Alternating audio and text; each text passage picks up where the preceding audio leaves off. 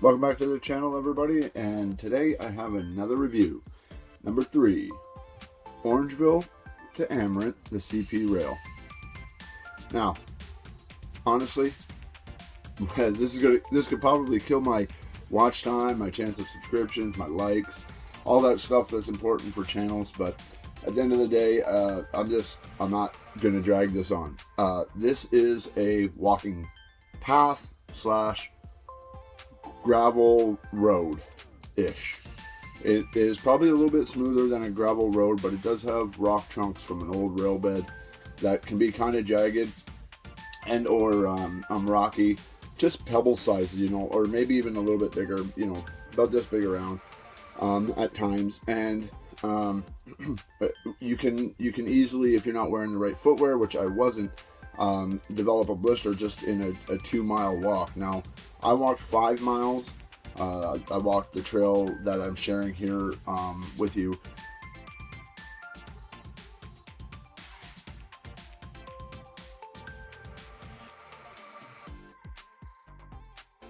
The link is in the description below.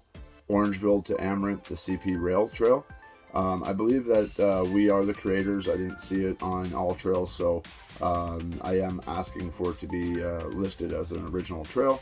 That being said, the trail is 2.5 miles out and back, just this section. It's a much longer trail. You could walk this trail all the way to Georgian Bay if you wanted.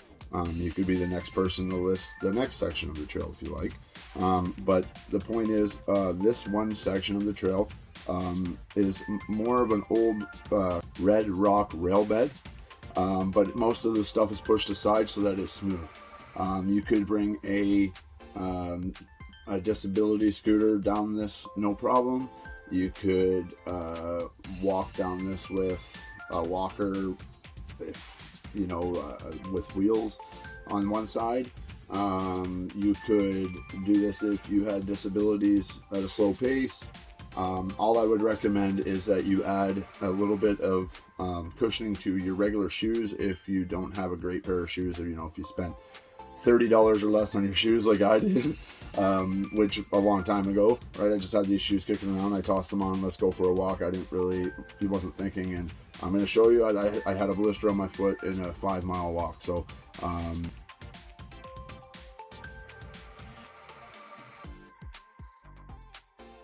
you don't have to walk 5 miles. You could have somebody pick you up and take you basically 2 side streets down in town and around.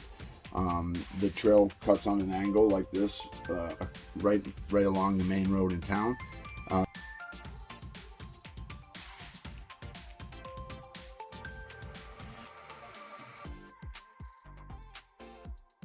So you'll see some pictures that I'm showing you here of what we've seen, but basically what you see is what you get.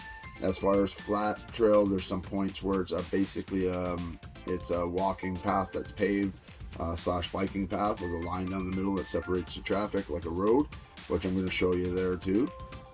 So yeah, I mean, this trail is definitely easy on everybody's standards.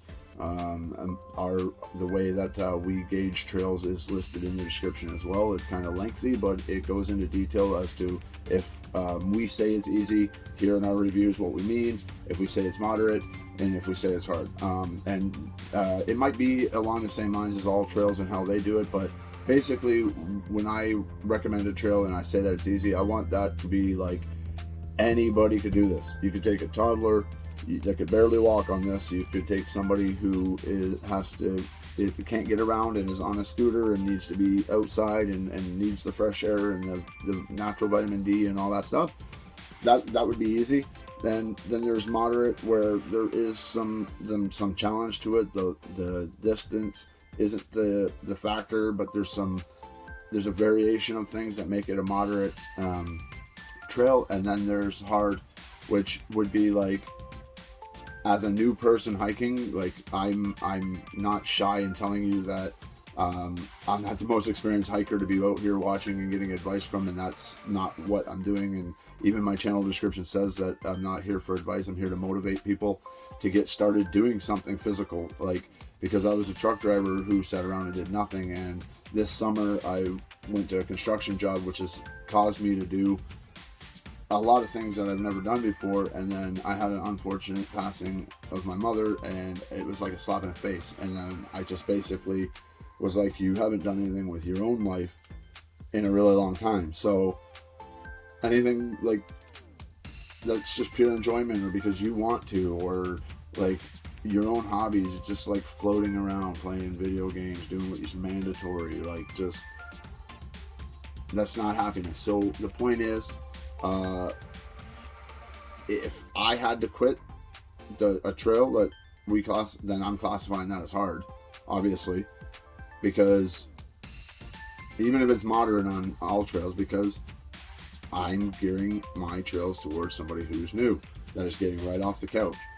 At some point, hard trails aren't going to be hard for me, and I'll be able to possibly do these harder trails with some difficulty. Obviously, hard's hard, but if I can do them, then I'll still always have the mindset of what it was like to start off with, and I'll be able to say, nah, if you're brand new, you don't want to be doing this. You don't want to be on the edge of cliffs. You don't, that stuff looks great on YouTube, and you do eventually see yourself doing that, but your first couple hikes out, that's not what you should be aiming to do, kind of thing. So anyway, full details in the description, as well as a link to this trail if you find it on YouTube, and a link to our YouTube if you find us on Alltrails. So appreciate everybody who's watched the video.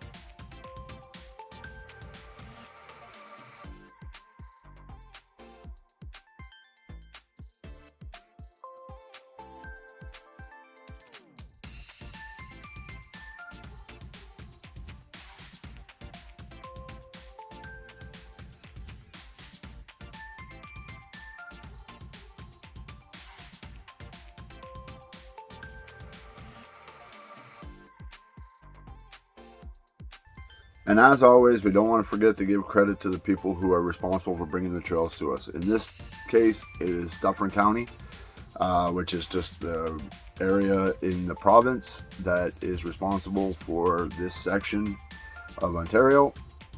The hardworking people that live here pay their taxes, and I'm guessing that that's where their money goes. So if you actually want to support Dufferin County and these trail systems, the best way to do that would probably be buy a coffee at Tim Hortons, and then head on down the trail, because the trailhead pretty much is the Tim Hortons, which I will share in the description below, which I'm not going to get paid for.